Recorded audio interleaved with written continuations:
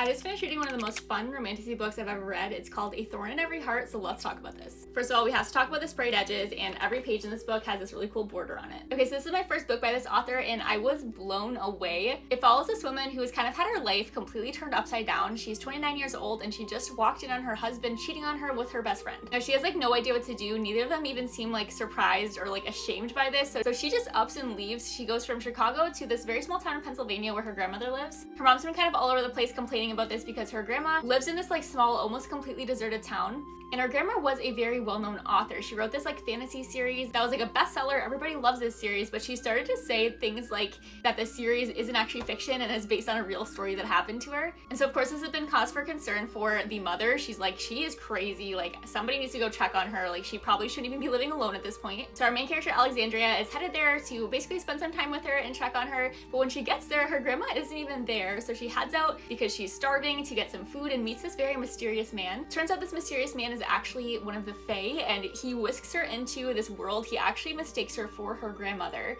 And so she gets taken into this world. She has no idea what's going on, even though they all assume she does because they think they know who she is. Basically, her grandmother owes the Fae a debt. They have basically this like curse that in order to be lifted, they need her grandmother to come back. So she's now in her grandma's place thinking maybe it's possible that I can be the missing piece to this. The story was so much fun, like an absolute blast to read through. I legitimately was taking any excuse just to read a few pages, which is always the best sign. And it is a very short little fantasy book, and it's pitched as Beauty and the Beast meets Anastasia, which I think is a very good comparison. So if you're looking for a really fun, fast-paced romantasy book, I highly recommend checking this one out.